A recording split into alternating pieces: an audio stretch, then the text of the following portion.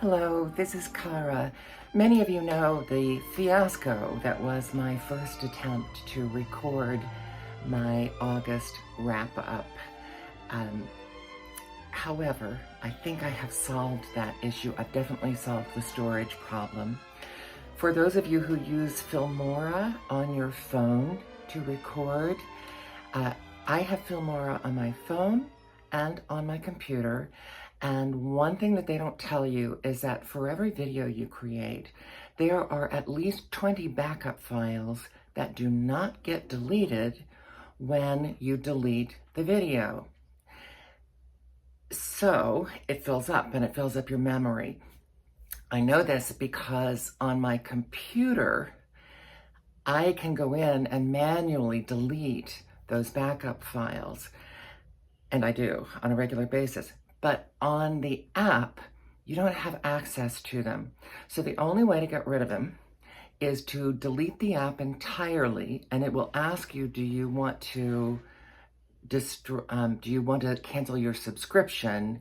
And you say, no, keep your subscription, but delete the app entirely, restart your phone, then reload the app, and you're back to your full, empty, storage, and that's the way you delete. So hopefully that's a public service message for any using, it's Wondershare Filmora.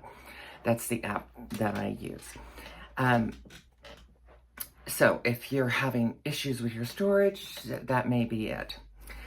So, and that's, I found that out after a long talk with my sister-in-law who used to work with computers, and she said she really didn't know about the phone stuff, but anyway. So, hopefully, problem solved. And now we get to my deck of the month for August 2025. Decks of August and Show Me How You Practice. I kind of lumped them all together.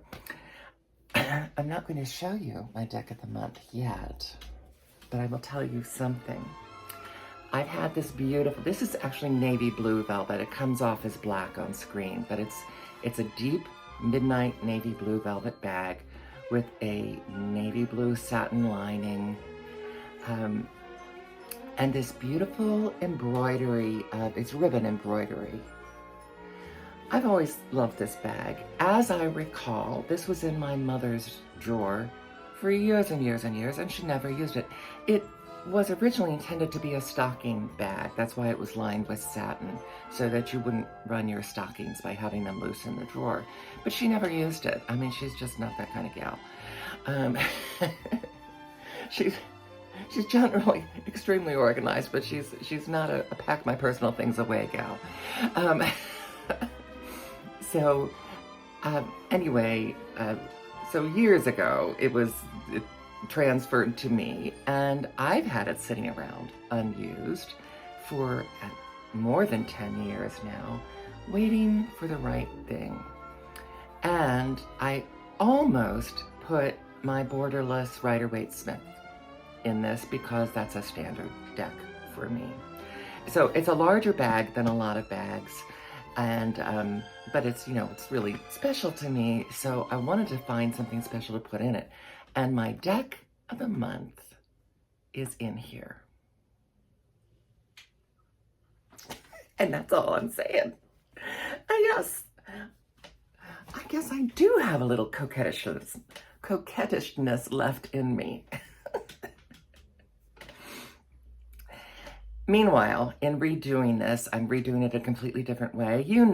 I don't usually do a whole lot of videos this way, if you follow me at all. But I think it'll be a little faster this way. That's what I'm hoping. So hopefully I can make it shorter because I have a lot to cover. I'm going to start with the non-tarot things. And before I forget, I'll start with this one. I already did a post. I've just recently started to post things on YouTube as well as doing my video content. I posted about a group of videos by a young man about internal monologue. Now, I only posted the one video because in his exploration of who has an internal monologue and who doesn't have an internal monologue, and I do, I have a constant internal monologue. I have trouble getting it to shut up at night, especially, more about that. And in my family of musicians, we're always amazed when people don't have music always running through their heads as well. Because we almost always wake up with something running through, a piece of music running through our head. And then of course, someone says a word and we get 5 different musical, things that we think of and break out in song. Yes, we are those obnoxious people. Some of us more than others. So we never understood that. And this is an exploration not only of that not everyone does actually have an internal monologue. Occasionally my dog is walking by and hitting the stand, sorry. But it's an exploration of what that means to different people. And the reason I'm only recommending this one video, I'll have it linked below and I'll have a picture of it here, is because after his own kind of research, and don't get me started on using the word research when you just kind of are learning something, he actually then does talk to someone who literally does research. He talked to a doctor of psychology who specializes in this kind of research, and one of his assistants. So it's a 3-way conversation with this guy. And not only, so I just say start there, because that's where you're going to get the meat, and that's where you're going to get, and you'll see the guy was a little deflated, and I have to say the doctor was great. He said, what you did was a great start, but you missed a lot of things that those of us in the field know about. And I would just say it's also an excellent example of why this do your own research doesn't work. Because if you know nothing about the field, you don't know how to buffer for your own biases, for the bias of the person you're interviewing, and you don't have the range of techniques that have been developed by experts in the field to understand all the hidden aspects. And in one of them is a linguistic difference in the description of having a constant internal monologue. So anyway, I found that fascinating. But the reason I'm really sharing it is because I think it's, we're in the fall now. We're coming up to the holiday season. It's a great topic to discuss amongst your family. And so, who has an internal monologue? Who doesn't have an internal monologue? And then when you find that out, the differences between you, you're like, oh, that explains a lot to me about your behavior. So that's my video recommendation of the month. It's an interesting exploration. And then, of course, you can go down a much bigger rabbit hole. But I would say you don't really need to unless you're going to follow this doctor. It's like the guy is cute and engaging, but he's like a puppy trying to explore a turtle, as opposed to a scientist who works with turtles and breeds them and knows everything about them. It's that level of difference of expertise. And yes, there are experts in the world, and we just need to accept that. And thank goodness, because who else do you learn from? You want to learn from the best, at least I always do. Now, so my first question for everybody, maybe I'll do a poll. I don't know if I know how to set up a poll. My first question is, do you have a constant internal monologue or a near constant internal monologue? My second question is, do you consider audiobook listening to be reading? Now, I say this, now you have to understand, I record audiobooks. I am team audiobook. I listen to audiobooks all the time. One reason is I look for readers who are particularly monotonous and I listen to them when I'm trying to get to sleep because it helps drown out my internal monologue and helps me get to sleep. I can get to sleep within 15 minutes if I'm listening to a really boring reader. Whereas on my own, it could be an hour and a half, 2 hours, and I can be really wiped out, but still have trouble getting to sleep. Anyway, so I'm team audiobook, and yet, as much as 2 years ago, I would have said definitely not the same. And I am aware that they now do have research that has come out that says audiobook listening is not the same. Your brain doesn't process it the same way. It isn't as good for retention. Except, I think there are, and that's where you have to get into the weeds again. Speed reading isn't the same as regular reading. Listening to audiobooks they were comparing, I think, listening to it once through with reading the book. Well, that's not because I'm falling asleep listening to them. I go back and I go back and I go back and I back. And I'm not just listening to them when I'm falling asleep. When I'm listening to the story, that's what I listen to when I wash the dishes or when I'm cooking. So I am listening more at various times. And then I would say for every 30 minutes, I go back 15 minutes the next time I start. So I have effectively, for the most, and then there are times when I say, I'm a little lost, I'm going to go all the way back to the beginning. So it can take me longer than, like if it's a 9-hour book on tape, it can take me 3-4 times that, but I am actually getting the information in a much deeper way. So the reason I start with that question, do you consider listening to audiobooks reading, is because these are the books I've read this month. So I started with last month, August, I started with a really long book called Dangerous Days by Mary Roberts Reinhardt, by one of my favorite go-to-sleep readers, Nicholas, I'm blanking on his name. This is a book set between the wars. As so often now, the things that I start listening to, it's like, oh, it's another one set between World War I and World War II.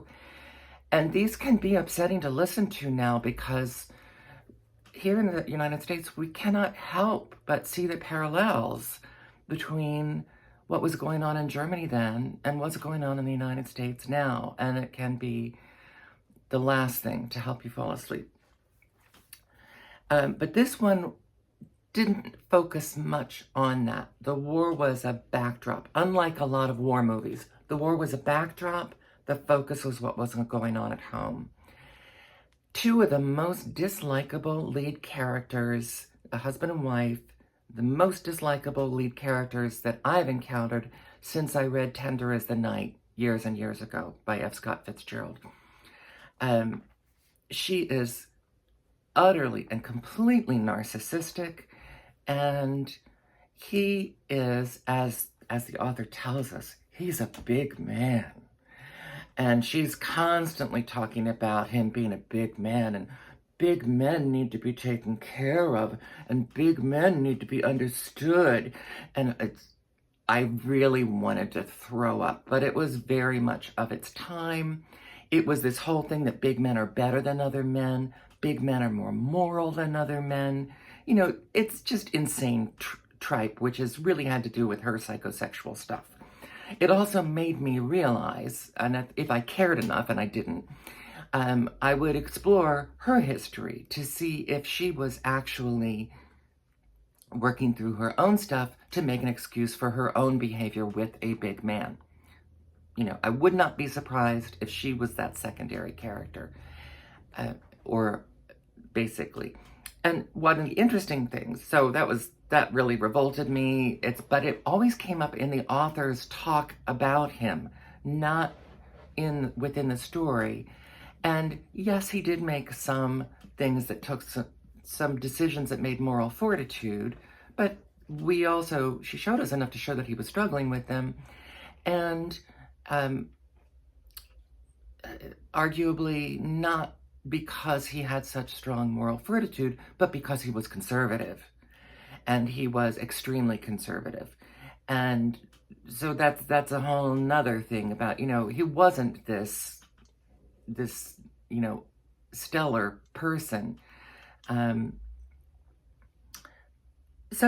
anyway, so that made it fascinating. It was really, because it focused on the emotional lives of this extended group of friends, that's what interests me. I'm not particularly interested in, what troops moved where during wartime.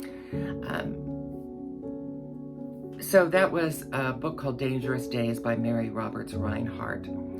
Then I listened to at least 3 murder mysteries by John Dixon Carter: The House in Gallows Lane, The Mad Hatter Mystery, and He Who Whispers. And finally, Lord Beaupre by Henry James. Again, Nicholas Clifford, that's his name. He sounds like your grandfather reading you a nighttime story. And he's a good reader. It's just something about his vocal quality. And he doesn't have a big dynamic range, so it makes him perfect ASMR. And actually some people repost his works as ASMR. Lord Beaupre by Henry James. And this was one where, I listened to some of it, and then I went back, and then I listened to some more, and I went back, and then I went back to the beginning. Meanwhile, segue, or side topic, I try to find things to watch on television at evening that will interest my mother. Again, she's 101, so there are a lot of things that don't pique her interest. And I told you last month that I like series from the 1970s BBC. Well, this was one of them, and it's called Affairs of the Heart. And one of the ways I found this is that I have a Facebook friend who composes for harp a lot.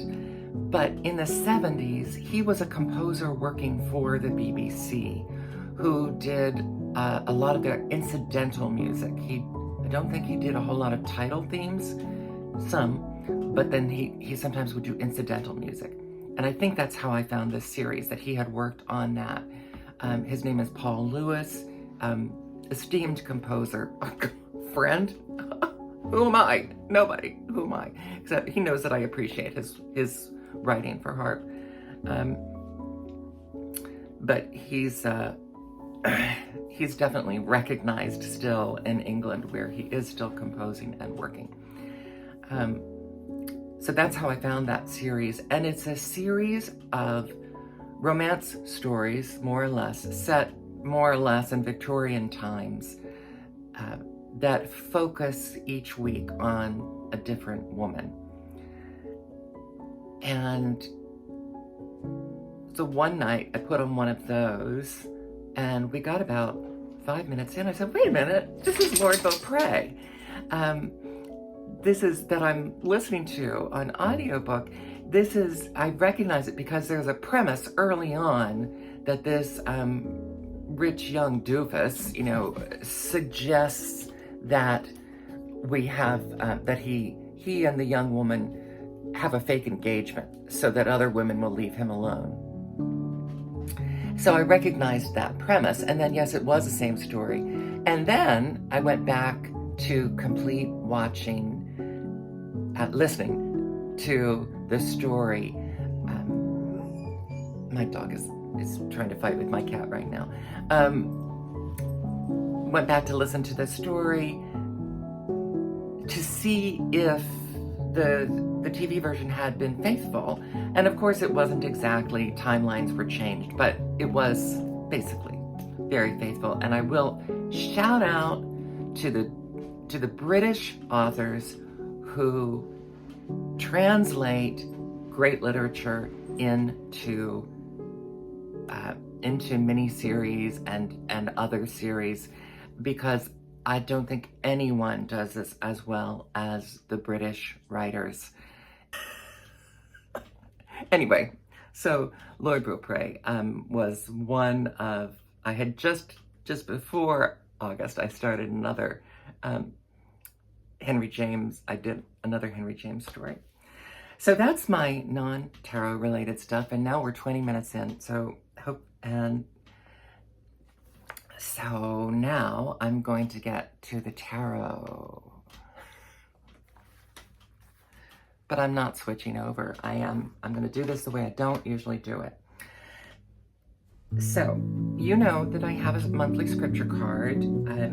I was using my beloved I Naivi di Giovanni Vecchetta Tarot, and I have switched from that to the Golden Tarot of the Tsar, which, of course, is a marvelous deck because each one of these images is a specific biblical or extra biblical reference. I say extra biblical because a lot of the Catholic saints, that stuff isn't in the Bible. That's extra biblical. And it is Orthodox. But it's more work than usual for me because with these, they will say, that this card represents such and such a biblical scene, and then like this is Jesus being baptized, and we then have to it tells me that the descriptions of the cards are often different because they're related to the biblical scene, and then I use that to pick keywords and to search for a Bible verse. So this is the first time that I am selecting the Bible verses to go with the cards. I was hoping this is something I could do once and then kind of create a template, but I can't because this deck is so specific and so different. So they won't all necessarily translate for use with another deck. Oh well. And then I am still using the Wandering Star, the beautiful Wandering Star Tarot. Fun, bright, because they have a variety of affirmational quotes, sometimes more truisms than quotes, but it's a lovely deck. I've waxed poetic about it before. I think it's one of the great underrated decks, especially for taking out to do readings for other people. It's so accessible. And wonderful quotes. I'm so enjoying the quotes that are in that guidebook. So that's where I'm continuing. Now, I have started doing something else. I have mentioned before Wild Enchantments. And this is one that it actually is. It's not cards with a book. It is a book with cards that help you learn the stuff that's in the book. It's about appreciating nature and foraging and wild herbs and flowers and what they do and what they're associated with historically. There is fauna in this as well. There are runes in it. But I will say, and it's not set up well to be an oracle deck, but each one, there is a little book, and this is what I've been using because it has keywords for each plant, and then it has 3 keywords for each rune that's associated with it.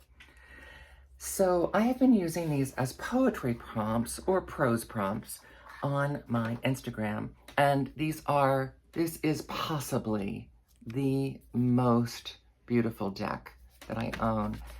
This way of looking at it doesn't do it justice. This is one where you can tell much more about it by when I have it on the table.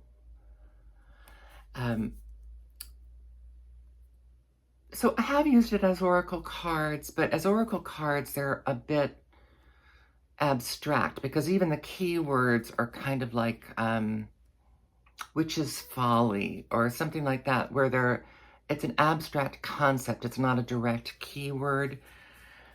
But for poetry prompts, it's wonderful. And so on my Instagram, I went through this entire deck. I think it's 33 cards, I think. Don't quote me on that. And then I decided to go ahead and continue that with the Dream Dust Shamanic Tarot. It's in the other room. I keep that by my bed. But I've shown it many times before. It is abstract art, plain and simple. It's highly modern abstract art. It's very similar to Shimmering Veil by Cilla Conway and to Margaret Peterson's deck. Any of those decks would be great for poetry prompts. And so I am exploring the card as a tarot card while I'm looking at it, but then I'm also gleaning my own concepts and keywords and combining it with some of the keywords or how I think of that card, because it is a legit tarot deck. So if I know that it's the Three of Swords, I know that field that I'm thinking of with that, the meanings for that card. And then I do get images from looking at the artwork, which I have equated to scrying. And because there are, you're looking through the mist for that image, and you get different ones every time you look at the same card. So that's been a wonderful exercise. Oh, and I have started posting them now on posts on YouTube because I know some people would enjoy reading the prose or poetry. So that's all my monthly stuff.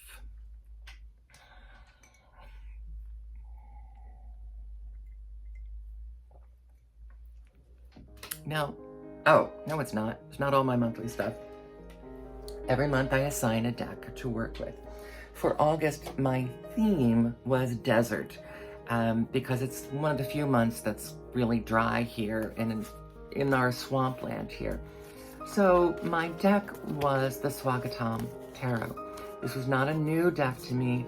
A lot of times my monthly focus deck is a deck that I've worked with before, but I know there's more to it, and I want to continue deepening my knowledge of it.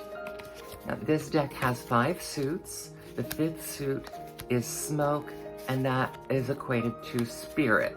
Just as the cups are equated to emotions, smoke is equated to spirit. And for those who do I Ching, they do say that you can use that as metal instead of spirit. Which is interesting, an interesting acknowledgement, don't you think? And the other thing is that, and this is where it kind of lost me, or it just didn't lose me. One of my friends who watches my daily reading said, wow, what a strong reading. It's like, yes, you do get a very strong reading with this deck, but it takes time. One of the things is every number of the minors is associated with something else. So, for example, all of the aces are, no, let's not do aces, they're still foundations. The 2s are all associated with jewels. The 3s are associated with taste, different tastes. The 4s are associated with natural dye colors, like saffron. So it's not straight numerical association. It's, in some cases, it's cultural. The 7s are associated with geography. The 8s are associated with different trees. So this is where I'm perfectly free to say my lack of knowledge of the culture and geography of India makes this much harder for me. It's one of the reasons I got it. I wanted to learn more. But when you get into tastes and natural dyes that are used and different trees, I don't have any of the cultural associations that they might have or know about a particular tree. And the guidebook does do a good job of that. But so, like with an 8, you're not just reading it as the normal 8 of Swords. You're also adding in the numerical aspect, which you might do anyway, but now you have to add in the tree that they have specified to go with that card and what that tree means within the culture. And that's a lot. That makes it a heavy slog. And so while it is a deck that I get strong readings from, I'm spoiled for choice. I feel like I have a lot of decks that I get strong readings from. So that in itself is not enough. I mean, look at that. Look at this range of earthy colors. It's wonderful. And the occasional bright pop of color. And I do like that it's an odd size. It's this more square size. That's I like decks that are differently shaped. So there are a lot of things I like about it, but I have realized that it's going to become a study deck for me. When I have like a separate category of decks that we're just may require study over years. They're not going to be decks that I reach for. Definitely not an easy read. And will probably be like this, a deck that I schedule in every once in a while just to become a little more familiar with it. I think I knew that when I got it, that it was going to be an oddity, and that's okay. I mean, I think one thing we as a community have is a sense of learning, of continual learning, and a sense of adventure. And as with all of us, sometimes more than others. So this is one of those that goes in that group of decks that are going to be require long-term study. So while I wouldn't really call it esoteric, you know, knowing the different trees in a particular region isn't really esoteric knowledge, but it might as well be, because it has to be studied so much. And I have to say, I don't think I will ever learn all of the jewels and the tastes and the trees that get associated with different numbers in this deck, especially because each card of each suit has its own thing associated with it. And I don't think there's space in there for that. So that now is all of my monthly stuff. So now I'm going to get to my weekly pairings. As I think I've told you, I assign a deck, and sometimes an oracle deck, and sometimes just another tarot deck. So 2 decks for each week that I'm working with, in addition to my month-long focus deck, and I usually alternate days. So I was using the Feng Shui Tarot, one of my gorgeous long-term decks. This is an out-of-print deck, to my knowledge. I'm using this, and I paired it with Moments of Zen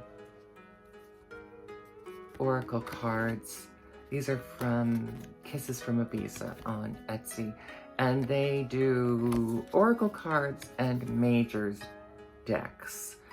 A lot of them are great historical artwork like this. So, you know, that's my cup of tea.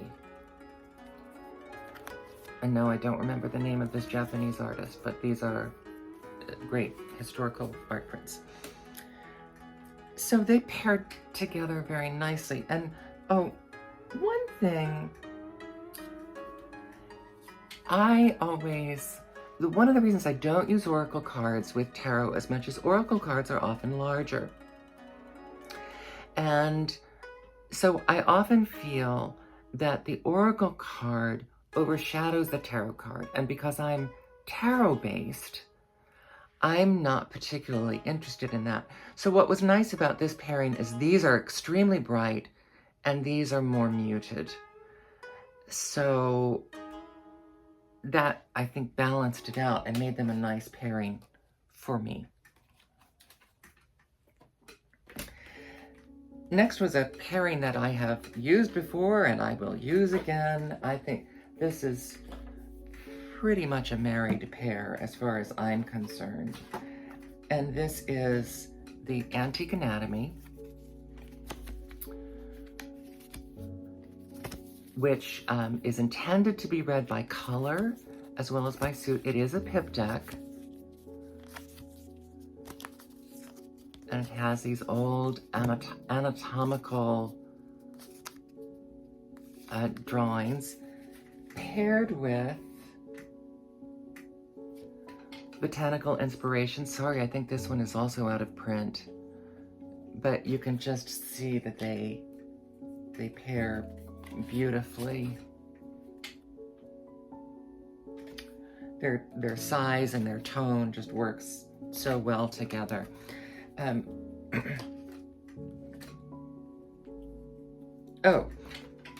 Let me go back a little bit. Feng Shui Tarot. I really feel that reads very well for me. It's one of my oldest decks, but because there were errors in both the guidebook and the little white book, they completely cross-mixed the water suit and the fire suit, both in terms of defining the illustrations, and it's like you turn to one place in the book and it will say that the Phoenix is water, and you turn to another place in the book and it will say the Phoenix is fire. Well, obviously the Phoenix should be fire, but in the big guidebook, the entire Phoenix section was written as if Phoenix was water. Although in other places, it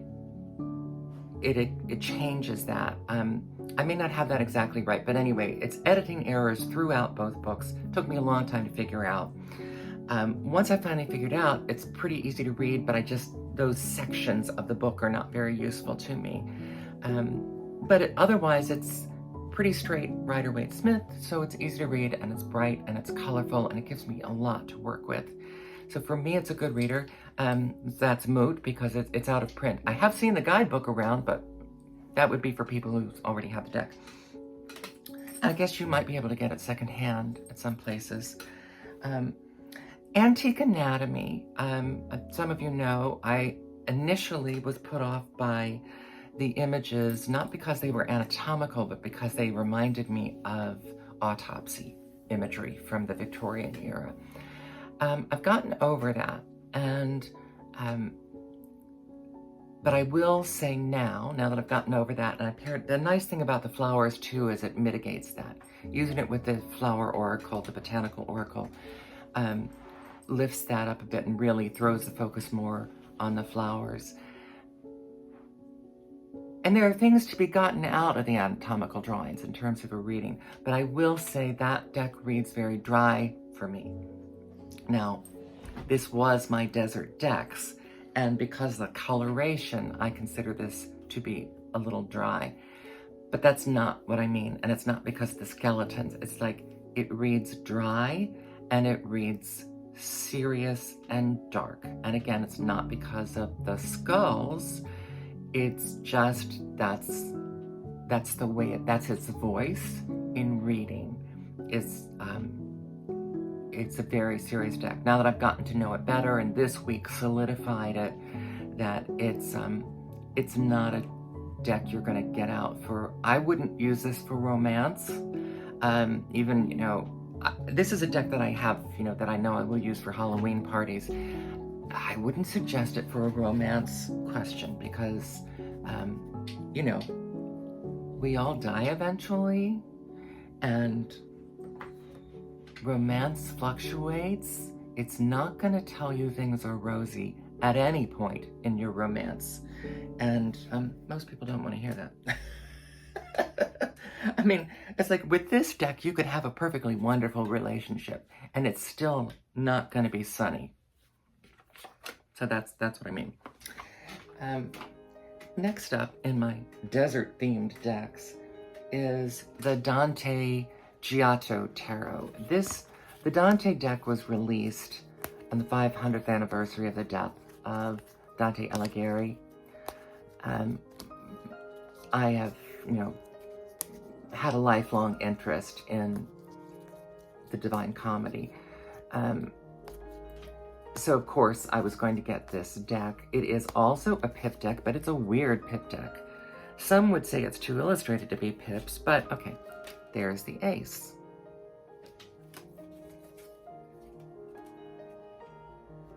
There's the 8. For every number, you don't just get another cup, you get another person, which makes me laugh.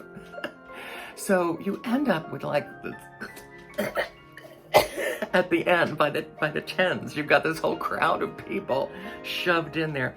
So you have more to read in terms of the facial expressions, but I had difficulty with this deck until I just said, oh, it's a pip deck. And once I defined it for myself as a pip deck, it became much easier to read. Now, the landscapes in this deck, as you see in that, are desert-like. Now, that may be accurate for parts of Italy, but that's why it's part of my desert decks. It also reads a little dry. At least for me, still, it reads dry. There's plenty, even with the deserts, there's plenty of things to glean out of it. But it's just like that numerical thing is like a joke on the numbers. So yes, you can read the expressions. Oh, and the other thing with that deck is it also is referring to specific biblical or cultural or allusions to, it's mostly biblical, allusions to specific biblical stories. And if you don't look it up to find out what the biblical story is, you're not going to get that out of that card at all. You're just going to get, you'll see the interactions, but you still might not get what the theme of that story is from the card.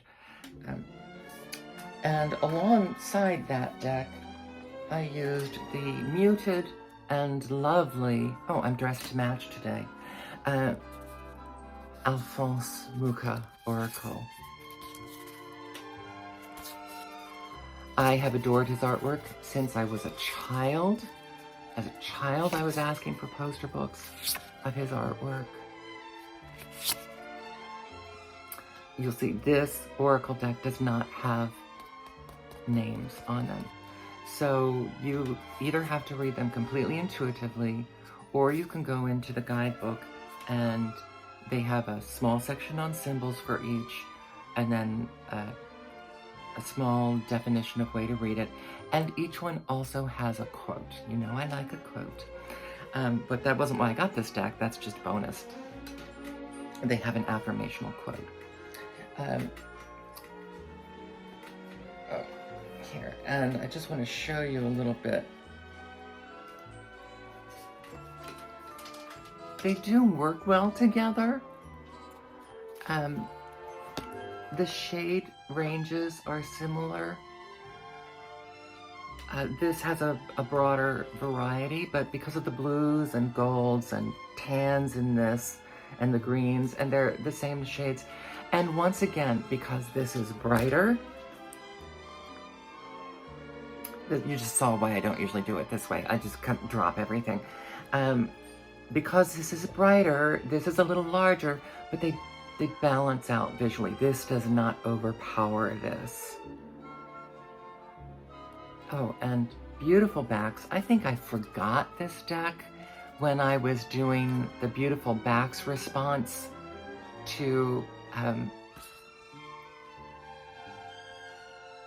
my friend at Winds of Reflection. I'm sorry, my brain.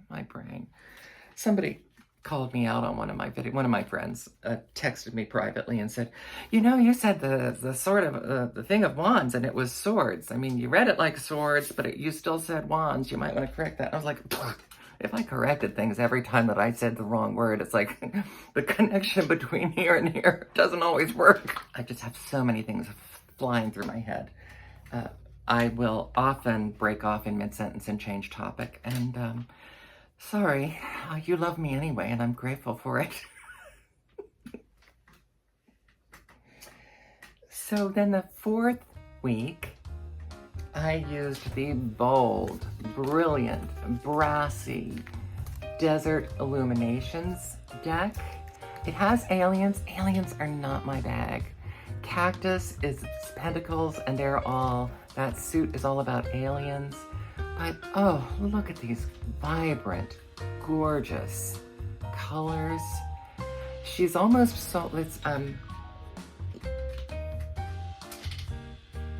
Lindsay Williams.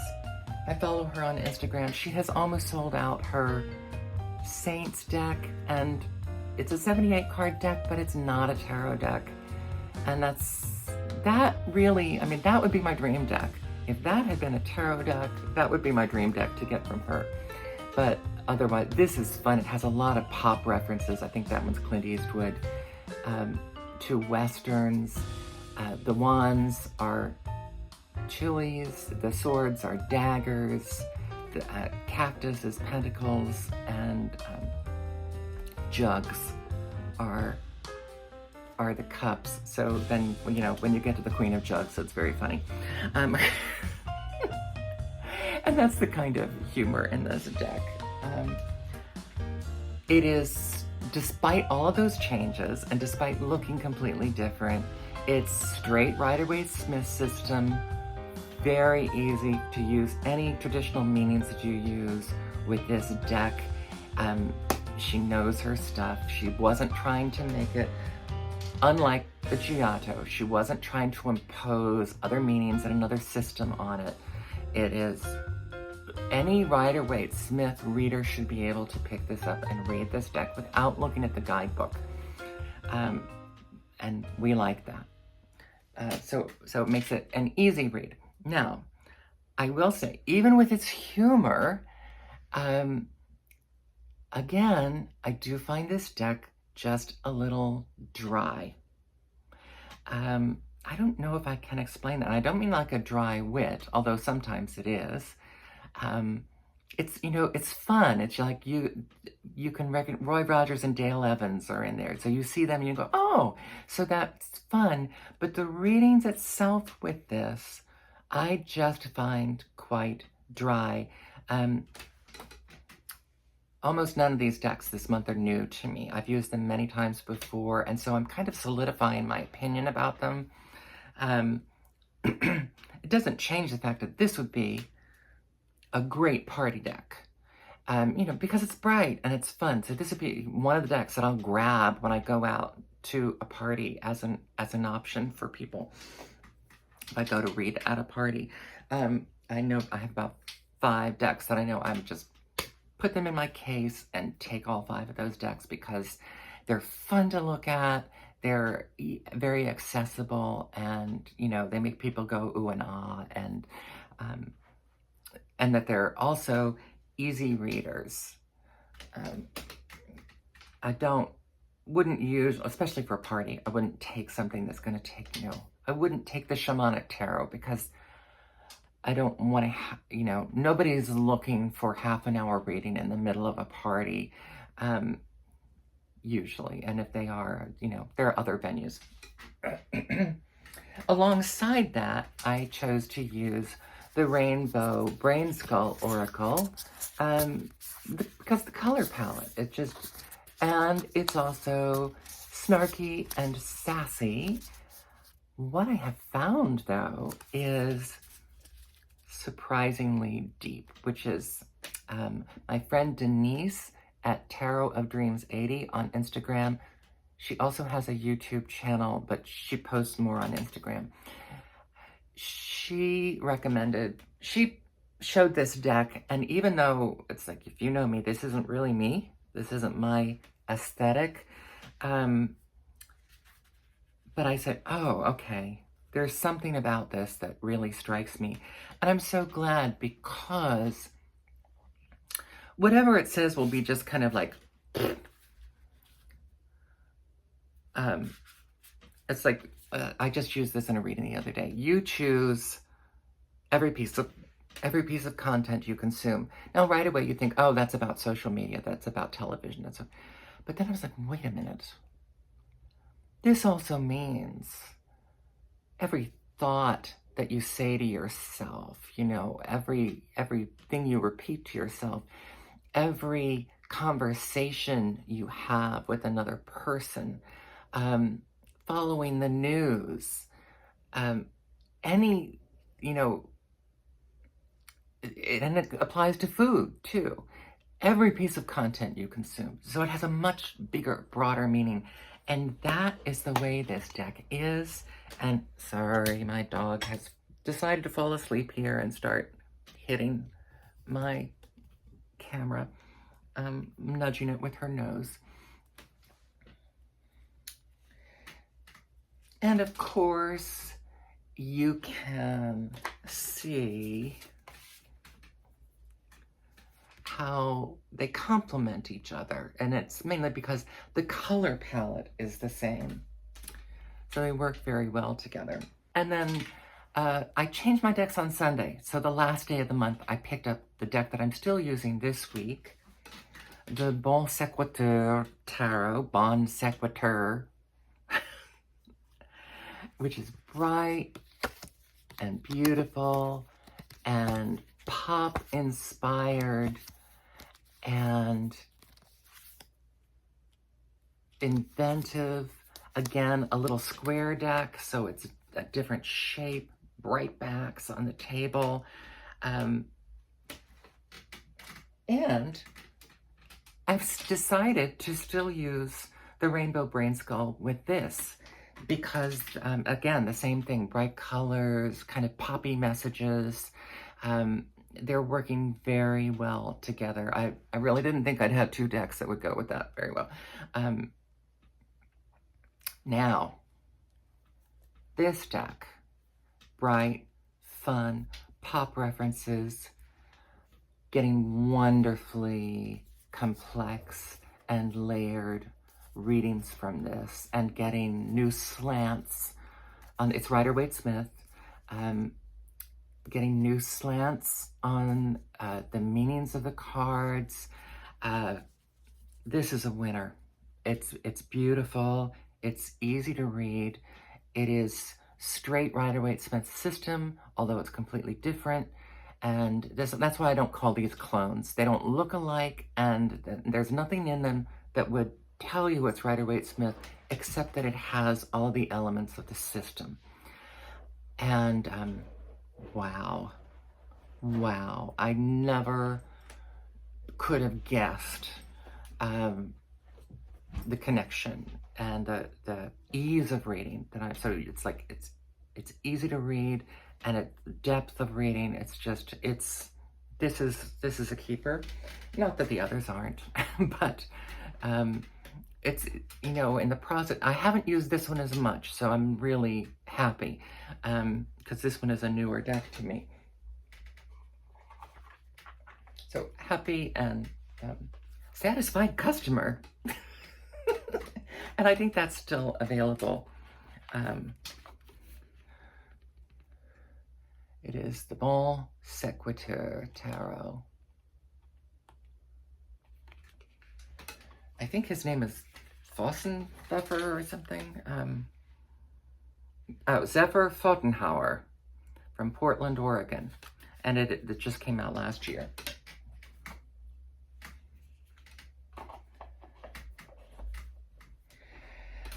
So those are my decks for August. And now we get to my deck of the month. Because I told you I started the deck using my beloved I Naivi di Giovanni Bacchetta Tarocchi, I thought, of course, that would be my deck of the month. And then this deck arrived. This was a Kickstarter that other people were raving about. And I just missed the Kickstarter. So I sent her a message, and she very kindly said, yes, I definitely will have one for you. Please email me again in 3 weeks, because I'm so overwhelmed with fulfilling the Kickstarter. And it is the Tarocchi Italiana de Valentina De Luca. Oh, again, it matches what I'm wearing. See, this could be, I make earrings out of them. except I won't. The incredibly gorgeous artwork. Tarot de Marseille style, Renaissance style artwork. These are all her own hand-done art. There are 2 devils in this deck. I've decided to keep all of the duplicates. She has a few duplicates. I call this one Entertainment and the other one Lust. There are 2 moons in this deck.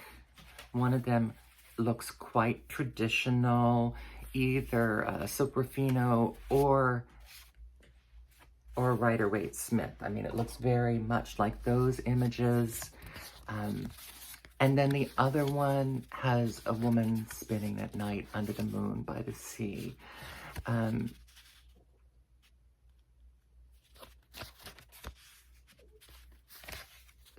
So that one, I think, speaks much more to the secrecy.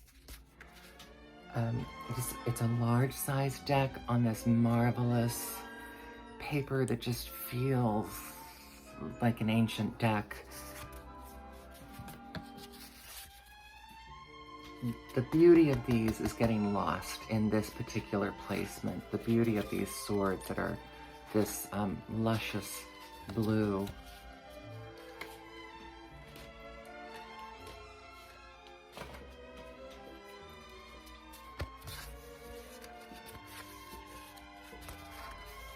And there is, that's the other, oh, there are the 2 moon cards.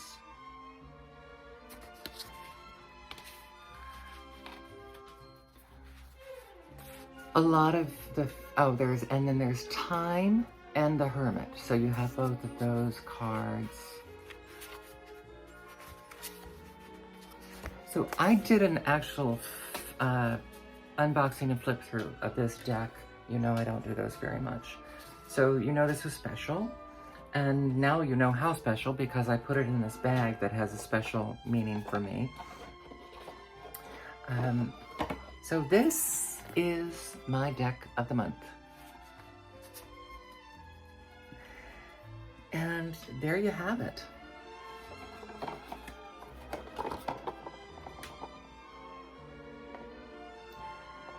Slamming the door on August, as I said to Mystic Mand in a response to her, I said, I'm so done with August, I'm leaving the room and slamming the door. And happy it's September, which is my birthday month. So I will be 66 this year. So this is it. This is 66. Have a wonderful day, and I hope you enjoyed this. Thank you.